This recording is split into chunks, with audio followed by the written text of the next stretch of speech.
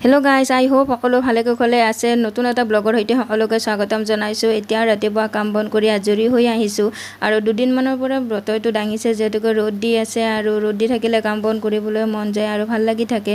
আৰু আজি আপোনালোকৰ মাজলৈ লৈ আহিছো মই এটা হেয়াৰ স্পা। যেতিয়া আমাৰ এই উখাৰৰ দিনত মানে ৰ'দৰ দিনত মানে চুলিবোৰৰ যত্ন বেছিকৈ ল'ব লাগে, চুলিবোৰ ফাটিব ধৰে, সৰিব ধৰে আৰু ড্ৰাই হোৱা নিচিনা হয়। আৰু সেনেকুৱা হ'লে আমি পাৰ্লাৰলৈ যাওঁ আৰু 1000 টকা খৰচ হয় স্পাৰ নামত। আৰু আজি আপোনালোকক মই সেই 1000 টকা খৰচ নকৰাকৈ ঘৰতে কেনেকুৱাকৈ হেয়াৰ স্পা বনাব পাৰিব তাকে আপোনালোকৰ লগত শ্বেয়াৰ কৰিম বুলি ভাবিছোঁ। আশা কৰোঁ চাই পেলাই ভাল পাব আৰু ভিডিঅ'টোৰ শেষত সকলোৱে লাইক কমেণ্ট আৰু ছাবস্ক্ৰাইব কৰি দিবলৈ নাপাহৰিব। আগলৈকে ব্লগটো চাই থাকিব, স্কিপ নকৰাকৈ গোটেইখিনি প্ৰচেছিং চাই থাকিব। আকৌ স্কিপ কৰিলে আপোনালোকে বুজি নাপাব, তাৰ কাৰণে স্কিপ নকৰাকৈ চাই থাকিব। চ' গাইজ, হেয়াৰ স্পা বনোৱাৰ কাৰণে লাগিব ভেন্দি আৰু মই এতিয়া স্পাটো বনাবৰ কাৰণে আহিছোঁ। আৰু ভেন্দি যিহেতুকে আমি ঘৰত খাবলৈ আনো আৰু এইটো ছিজনত ভেন্দি মানে বহুত ওলায় আৰু এতিয়া ভেন্দিৰে কেনেকুৱাকৈনো কি স্পা বনাব পাৰি আপোনালোকৰ লগত শ্বেয়াৰ কৰিম ভাবিছোঁ। সকলোৱে চাই থাকিব ভিডিঅ'টো শেষলৈকে আৰু ভিডিঅ'টোৰ শেষত সকলোৱে কমেণ্ট কৰি জনাব কেনেকুৱা লাগিছে আজিৰ ব্লগটো। চ' গাইজ, মই যিহেতুকে অকলে হেয়াৰ স্পা কৰিম ভেন্দিৰে, তাৰ কাৰণে মই ইয়াতে 6টা ভেন্দি লৈ ল'ম আৰু আপোনালোকে দুজন মানে লগালে ভেন্দি বেছিকৈ লাগিব। মই অকলে লগাম কাৰণে 6টা ভেন্দি লৈ লৈছোঁ আৰু এতিয়া ভেন্দিকেইটা ধুনীয়াকৈ ধুই ল'ব লাগিব। এয়া চাওক, মই ভেন্দিকেইটা লৈ লৈছোঁ আৰু অকণমান পানী দি লৈছোঁ। যিহেতুকে ভেন্দিত লেতেৰাবোৰ ধুনীয়াকৈ গুচাই ল'ব লাগিব, নহ'লে আকৌ হেয়াৰ স্পাটো ভাল নহ'ব। তাৰ কাৰণে ধুনীয়াকৈ আপোনালোকে এইকেইটা মোহাৰি ধুই ল'ব। ধোৱা হোৱাৰ পিছত ধুনীয়াকৈ সৰু সৰুকৈ কাটিব লাগিব। এতিয়া মই এইকেইটা ধুনীয়াকৈ ৱাছ কৰি লওঁ আৰু আপোনালোকক দেখুৱাইছোঁ। আগলৈকে গোটেইখিনি প্ৰচেছিং চাই থাকিব ব্লগটো। এতিয়া মোৰ ভেন্দিকেইটা ধুই লোৱা হৈ গৈছে। এয়া দেখিছেনে, মই ভেন্দিকেইটা ধুনীয়াকৈ ধুই লৈছোঁ আৰু এতিয়া ভেন্দিকেইটা সৰুকৈ কাটিব লাগিব। যেতিয়া আমি ভাজি বনোৱাৰ কাৰণে কাটোঁ তেনেকুৱাকৈ ভেন্দিকেইটা কাটিব লাগিব। এয়া চাওক, মই ভেন্দি লৈ লৈছোঁ আৰু কাটি আছোঁ আৰু আপোনালোকক দেখুৱাইছোঁ কেনেকুৱাকৈ কি কৰোঁ। গাইজ, এইপিনে চাওক, মই ভেন্দিকেইটা এতিয়া কাটি আছোঁ সৰুকৈ। এনেকুৱাকৈ আপোনালোকে কাটি ল'ব যাতে ভেন্দিবোৰ সোনকালে সিজি যায় আৰু বেছি পলম নালাগে। এনেকুৱাকৈ কাটিলে কি হ'ব যে ভেন্দিত থকা জেলটো ধুনীয়াকৈ ওলাব আৰু সোনকালে সিজি যাব ভেন্দিবোৰ। এনেকুৱাকৈ আপোনালোকে সৰুকৈ কাটি ল'ব। চ' গাইজ, ভেন্দিখিনি মোৰ কটা হৈ গৈছে আৰু এইপিনে মই এটা চচত পানী অকণমান উঠাই দিছোঁ গেছৰ ওপৰত আৰু এয়া চাওক, মই ভেন্দিখিনি ইয়াতে এতিয়া ঢালি দিলোঁ আৰু এইখিনি এতিয়া ধুনীয়াকৈ উতলিব লাগিব। এইপিনে চাওক, মোৰ ভেন্দিৰ পৰা ধুনীয়াকৈ জেলখিনি ওলাব ধৰিছে। এয়া দেখিছেনে, আৰু ধুনীয়াকৈ উতলি আছে। এনেকুৱাকৈ উতলিব লাগিব আৰু লগতে ভেন্দিখিনিও সিজিব লাগিব। চ' গাইজ, এইপিনে চাওক, মোৰ ভেন্দিৰ পৰা ধুনীয়াকৈ জেল ওলাইছে। এয়া চাওক, এনেকুৱাকৈ জেলটো ওলাব লাগিব আৰু লগতে ভেন্দিখিনিও সিজিব লাগিব। আৰু এইখিনি সিজা হোৱাৰ পিছত এইখিনি ধুনীয়াকৈ ঠাণ্ডা হ'ব লাগিব অকণমান সময়। ঠাণ্ডা হোৱাৰ পিছত মিক্সাৰ গ্ৰাইণ্ডাৰত দি পেলাই এইখিনি পিচিব লাগিব। আপোনালোকক দেখুৱাইছোঁ, আগলৈকে সকলোখিনি চাই থাকিব। এইপিনে মই এটা মিক্সাৰ গ্ৰাইণ্ডাৰ লৈ লৈছোঁ আৰু এইখিনিও মোৰ ঠাণ্ডা হৈছে যিহেতুকে ভেন্দিখিনি মই ইয়াতে এতিয়া দি ল'ম। দি পেলাই এইখিনি মিক্সাৰ গ্ৰাইণ্ডাৰত ধুনীয়াকৈ পিচি ল'ম আৰু অকণকৈ দি গৈছোঁ আৰু ভেন্দিখিনি ঠাণ্ডা হ'বলৈ দিব। আকৌ গৰমে পিচিলে কি হ'ব যে ভাল নহ'ব।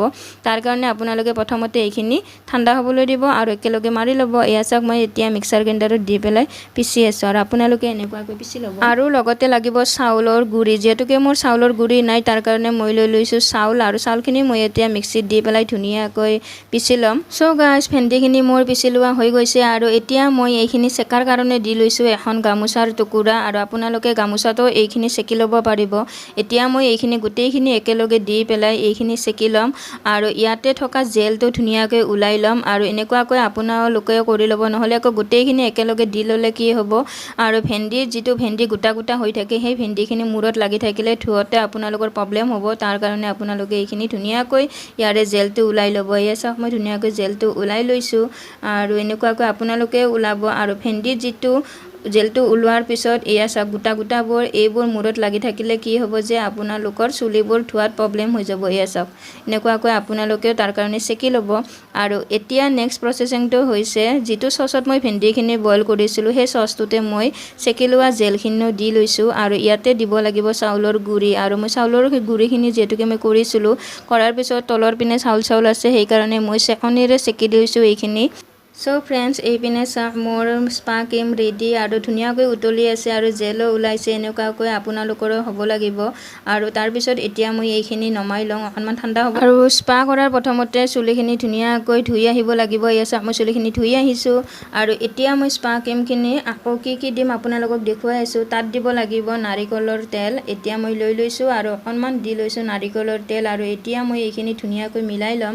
আৰু আপোনালোকৰ ওচৰত ভিটামিন ই কেপচুল থাকিলে সেইটো সেইটো দিব পাৰিব আৰু নাথাকিলেও নাই মোৰ ওচৰত নাছিলে যিহেতুকে মই সেইটো ব্যৱহাৰ কৰা নাই আৰু এতিয়া মোৰ স্পা ক্ৰীম ৰেডি আৰু এইপিনে মই এতিয়া অকণ চুলি লৈ পেলাই যেনেকুৱাকৈ স্পা কৰোঁ তেনেকুৱাকৈ কৰি গৈ আছোঁ যিহেতুকে এইটো স্পা ক্ৰীমে অকণ চুলি লৈ পেলাই আপোনালোকে কৰি যাব আৰু স্পা ক্ৰীমটো কৰাৰ প্ৰথমতে চুলিখিনি ধুনীয়াকৈ ধুই আহিব লাগিব যেতিয়া আপোনালোকে এনেই মূৰ ধুৱে এপেকেট চেম্পু দি কিন্তু স্পা কৰিলে আপোনালোকে দুপেকেটমান চেম্পু লৈ পেলাই মূৰটো ধুই আহিব বেছিকৈ ধুব লাগিব ঘঁহি মূৰটো ধুই অহাৰ পিছত এনেকুৱাকৈ আপোনালোকে অলপ চুলি লৈ পেলাই স্পা কৰি যাব আৰু ময়ো কৰি আহিছোঁ আৰু আপোনালোককো লগতে দেখুৱাই আছোঁ আৰু মানে চুলিখিনি এনেকুৱা ধুনীয়া চিল্কি হয় নহয় আৰু ফাইনেলি মোৰ স্পা কৰা হৈ গৈছে আৰু এতিয়া মই এইখিনি 10 মিনিটমান সময় ৰাখি থ'ম তাৰপিছত আপোনালোকক দেখুৱাই আছোঁ আৰু মোৰ শুকাই আহিছে চুলিখিনি এতিয়া আৰু ভালকৈ শুকাব যেতিয়া তাৰপিছত মই হেয়াৰ ৱাছ কৰি আহি আপোনালোক সব ফ্ৰেণ্ডছ এতিয়া মোৰ চুলিখিনি ধুই আহিছোঁ আৰু বহুত চিল্কি হৈছে লাৰি পেলাই বহুত ভাল লাগিছে